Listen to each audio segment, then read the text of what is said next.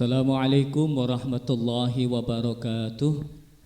Bismillah, alhamdulillah, wassalatu wassalamu ala rasulillah wa ala alihi wa sahbihi wa mawalah, amma ba'du. Bismillahirrahmanirrahim. Selamat pagi anak-anakku sekalian kelas 8. Di sini nanti langsung saja. Ini merupakan pertemuan yang kedua dengan Pak Tanir dengan mapel pendidikan Pancasila dan kewarganegaraan. Seperti biasa anak-anakku sekalian, sebelum pembelajaran pagi ini dilaksanakan, marilah kita berdoa bersama-sama dengan harapan pembelajaran pagi ini diberi kelancaran oleh Allah Subhanahu wa taala sehingga menjadikan ilmu yang manfaat. Amin amin ya rabbal alamin. Bismillahirrahmanirrahim. Raditu billahi rabba wa bil islami dina wa bi Muhammadin nabiyya wa rasula. Rabbi zidni ilma warzuqni fahma bi rahmatika ya arhamar rahimin. Amin amin ya rabbal alamin. Anak-anakku sekalian, langsung saja marilah kita simak PowerPoint berikut ini.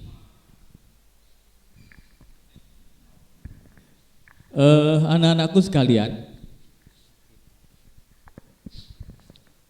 di bab 6 kita akan mempelajari tentang memperkuat komitmen kebangsaan.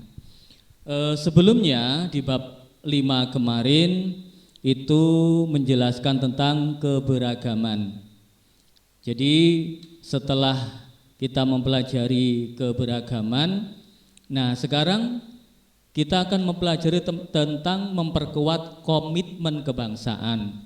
Jadi istilahnya nanti dari yang bermacam-macam atau perbedaan-perbedaan akhirnya dibuat satu komitmen untuk kebangsaan atau dalam arti menuju ke satu bangsa, yaitu bangsa Indonesia, memperkuat komitmen kebangsaan. Anak-anakku sekalian, untuk kompetensi dasarnya adalah menginterpretasikan semangat dan komitmen kebangsaan kolektif untuk memperkuat negara kesatuan Republik Indonesia dalam konteks kehidupan siswa. Mengorganisasikan kegiatan lingkungan yang mencerminkan semangat dan komitmen kebangsaan untuk memperkuat negara kesatuan Republik Indonesia.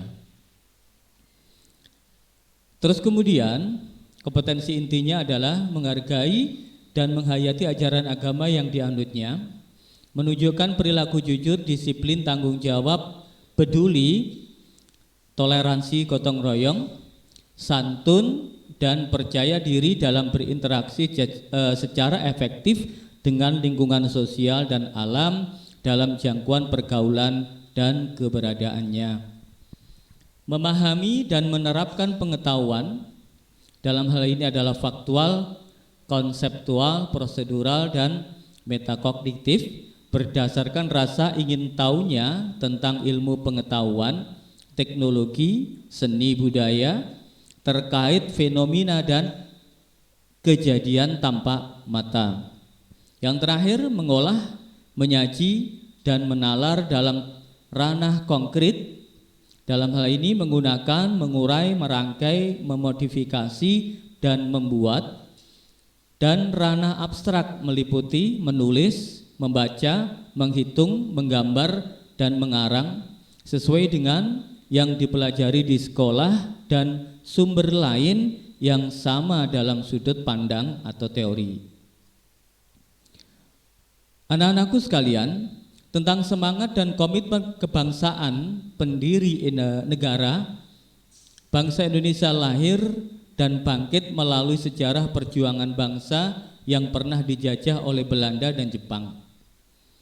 Akibat penjajahan, bangsa Indonesia sangat menderita, tertindas lahir dan batin, mental dan material, mengalami kehancuran di bidang ekonomi, politik, sosial, budaya, pertahanan, keamanan, hingga sisa-sisa kemegahan dan kejayaan Nusantara seperti Kerajaan Sriwijaya, Kerajaan Majapahit yang dimiliki rakyat di bumi pertiwi, sirna dan hancur tanpa sisa. Sekali lagi di sini akibat adanya keberagaman tadi, dan sebelum kemerdekaan kerajaan-kerajaan di wilayah negara Indonesia itu berjuang secara sendiri-sendiri, jadi belum ada komitmen kebangsaan bersama tadi. Terus kemudian para cendekiawan India telah menulis tentang Dwipantara atau kerajaan Hindu Jawa Dwipa di Pulau Jawa dan Sumatera sekitar 200 sebelum Masehi. Bukti fisik awal yang menyebutkan mengenai adanya dua kerajaan bercorak Hinduisme pada abad ke-5, yaitu Kerajaan Tarumanegara yang menguasai Jawa Barat dan Kerajaan Kutai Kartanegara di pesisir Sungai Mahakam di Kalimantan sana. Sejak tahun 1900, nama Indonesia menjadi lebih umum di kalangan akademik di luar Belanda, dan golongan nasionalis Indonesia menggunakan nama Indonesia untuk ekspresi politiknya. Tokoh Adolf Bastian dari Universitas Berlin mempopulerkan nama Indonesia menjadi bukunya Indonesian Order die Insults des Melaysienses Archipels. Itu judul buku dari atau karangan dari Adolf Bastian tadi, tokoh dari Berlin. Terus kemudian para pendiri negara merupakan contoh yang baik dari orang-orang yang memiliki semangat yang kuat dalam membuat perubahan, yaitu perubahan dari negara terjajah menjadi negara yang merdeka dan sejajar dengan negara-negara di dunia. Nah, itu tadi beberapa semangat dari tokoh-tokoh perjuangan Indonesia. Berikut ini ada kalian dapat mengkaji bagaimana keras dan sulitnya perjuangan pendiri negara, yaitu Insinyur Soekarno dan Muhammad Hatta dalam memperjuangkan kemerdekaan bangsa Indonesia. Anak-anakku sekalian, tokoh yang pertama adalah Insinyur Soekarno. Beliau lahir di Blitar 6 Juni 1901 dan meninggal di Jakarta 21 Juni 1970. Beliau merupakan putra dari termasuk pejuang Indonesia. Perjuangan Insinyur Soekarno didasarkan semangat dan komitmen akan kemerdekaan Indonesia. Nah, tokoh-tokoh yang lahir sebelum kemerdekaan dan inginnya mencapai satu tujuan yang sama, yaitu kemerdekaan Indonesia. Komitmen dan perjuangan Insinyur Soekarno untuk kemerdekaan menyebabkan Insinyur Soekarno ditangkap pada tanggal 30 Desember 1929 dan dijebloskan di penjara di wilayah Bandung. Tetapi semangat perjuangan tetap dan selalu ada. Kemudian tokoh yang kedua adalah Bapak Muhammad Hatta, yang pada akhirnya beliau menjadi tokoh proklamator beserta Insinyur Soekarno tadi, dan kedua-duanya menjadi presiden dan wakil presiden. Untuk Bapak Insinyur Soekarno itu lahir di Jawa Timur, tepatnya di Blitar. Tapi untuk Bapak Muhammad Hatta lahir di Bukit Tinggi pada tanggal 12 Agustus 1902. Selisih 1 tahun dengan Bapak Soekarno tadi. Sekilas perjuangan dari Bapak Muhammad Hatta sebenarnya hampir sama, karena beliau berdua ini berjuang bersama-sama meskipun dari tanah kelahiran yang berbeda. Pada tahun 1932 Bapak Muhammad Hatta kembali ke Indonesia, dan bulan Septembernya Bung Hatta berjumpa dengan Bung Karno untuk pertama kalinya. Nah, dari sini beliau berdua selalu berjuang bersama-sama untuk membela tanah air. Gitu ya. Langsung saja terus. Nah, anak-anakku sekalian, di sini juga dicantumkan sekalian oleh Pak Tanir tentang soal-soal latihan.